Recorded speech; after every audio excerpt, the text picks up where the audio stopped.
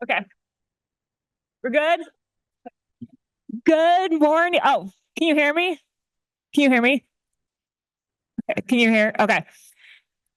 Good morning, everyone. Welcome to Madison. I love all these informal conversations going on. It's so great to be back in person again. So welcome. So if you do not know me, my name is Emily Brink, and I am a member of the IPART research team here at the University of Wisconsin-Madison. And it really is truly my honor and privilege to offer the opening remarks for the 2025 National Symposium on Quality Employment. Standing before this incredible community here of professionals, each of you are dedicated to advancing opportunity, equity, and inclusion for individuals with disabilities. It is both humbling and inspiring. This gathering represents not only the best of our field, but the best of our shared humanity and community, and a commitment to learning, to collaboration, and the belief that meaningful employment is a right, not a privilege. I'm grateful. Oh, I love that. We can definitely clap. Thank you. Thank you. And I'm grateful to be part of this moment with all of you. This symposium is more than an event. It's a convergence of minds, hearts, and hands. It's a space where researchers, practitioners, policymakers, educators, and advocates can come together to shared purpose. It's really to expand the boundaries of what's possible in the field of rehabilitation counseling and vocational counseling.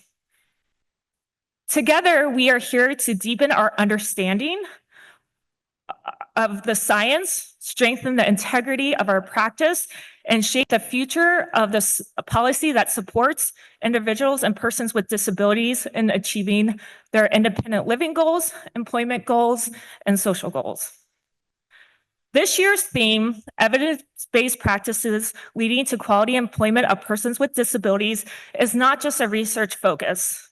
It's a declaration of intent. It is a promise that we will not settle for outdated systems that no longer serve the people that we are designed to support. It's a promise that we will not accept inequality as an unavoidable reality, but rather confront it as a challenge as we are equipped and obligated to overcome. It's a promise that we will continue to push for practices that not only effective in theory, but transformative in the lives of real people. Evidence-based practice is not just about data, it's about dignity. It's about ensuring that every intervention, every policy, and every program is grounded in what works and what is guided by what's right. It's about moving beyond compliance to commitment, beyond access to equity, beyond employment to empowerment. And that's what the symposium is all about. So this room is full of change makers. So take a second to look around you. Every person here represents a different story, a different journey. But all of you share one thing in common, a deep, unwavering commitment to make things better. Some of you are researchers, uncovering truths that challenge assumptions and illuminate new paths forward. Some of you are counselors, sitting across from individuals every day, not with the answers, but with the courage to say, let's figure this out together. Some of you are educators, shaping the next generation of professionals who will carry this work into the future. Some of you are advocates, raising your voices in rooms where decisions are made, ensuring that disability is never an afterthought. Some of you, or all of you, I would consider, are leaders, not because of your titles, but because of your vision. Because you see what's possible and work relentlessly to make it real.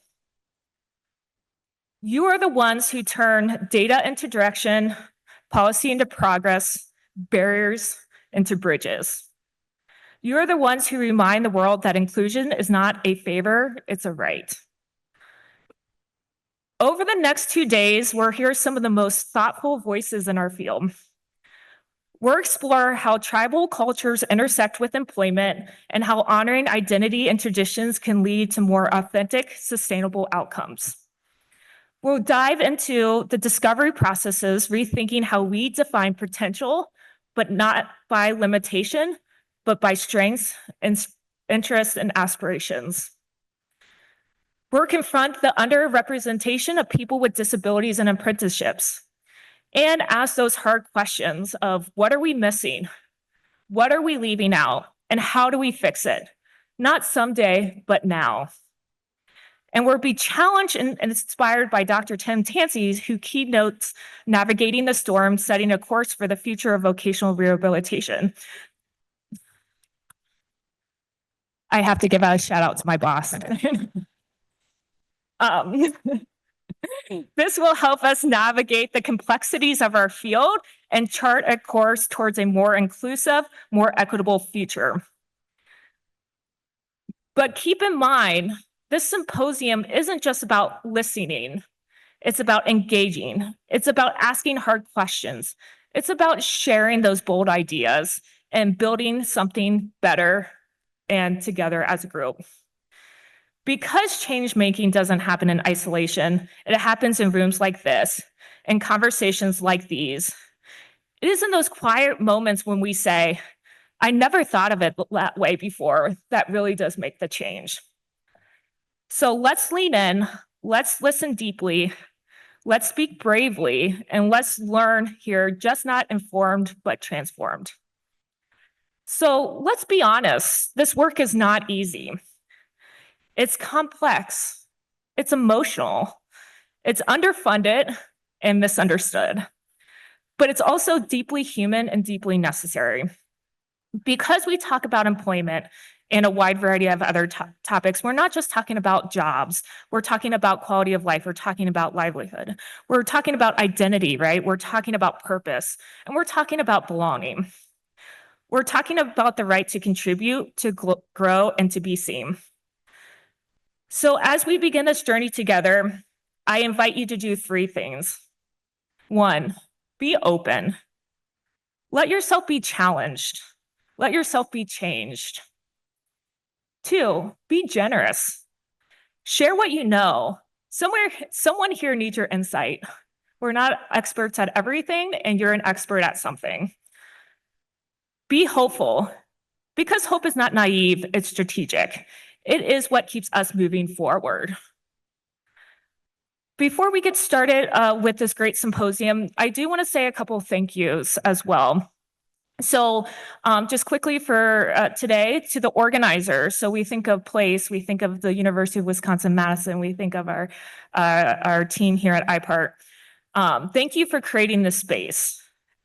Beyond every detail of this symposium is your dedication, your vision, and your belief in the power of bringing people together. You've built more than an event. You have built a platform for progress. To the presenters, thank you for your courage, your clarity, and your generosity. Sharing your work, your insights, and sometimes your vulnerabilities is not a small task. You're helping us all to grow by challenging our thinking, expanding our understanding, and reminding us of why this work matters. I would like to give a special thanks to our QE partners who have been working with us for the last several years on this project. So our heartfelt thanks goes to the University of Wisconsin-Madison, Autism Workforce. I don't know if anybody's here from Autism Workforce yet. Kate, you're not, sit down. What? Oh yes, David just had a baby, so congratulations. The Council of State Administrators of Vocational Rehabilitation, so CSAVR. I know there's some CSAVR folks. Thanks, Steve, for waving there. Florida Atlantic University. Michael Frame was somewhere around here. Woo! Oh, you moved a little bit on me. Thanks. South Carolina State University. Anybody here? Okay. I promise this isn't for attendance. We just want to make sure that we congratulate people. Stout Vocational Rehabilitation Institute at the University of Wisconsin Stout. Not sure if people are here from there. University of Illinois, Urbana-Champaign. I know we have a good representation from them. Yes. Love that. University of Kentucky, HDI, if they're here. Oh, well, thank you. University of Texas, El Paso. I know Veronica's not here. Virginia Commonwealth University. Our next group, you definitely have to give a cheers for because they are not here in person, but they run all of our behind the scenes. ERI is on doing all of our Zoom right now, and just keeps us moving on a daily basis, as well. And then Yolby as for all their work. And excellent. And then, and all those who have additionally impacted the work that we have done. So I see a couple of people in the audience like Beth Bolin and Wayne Daigle who have done a lot of work as well, with collaboration with AVERTAC and Western Washington University. So we always appreciate them. And I did see some other collaborators here from NTAC and QM as well. So thank you as well for your support. But we couldn't have done this. That was a ton of universities that I had mentioned and partners behind the scenes. But your expertise really, and it's your collaboration and your commitment are really the foundation of our shared mission to advance quality employment opportunities for people with disabilities. Thank you for your leadership and partnership in this vital work. And I will stop and applaud for that because we could not have done any of this without all of you. So thank you.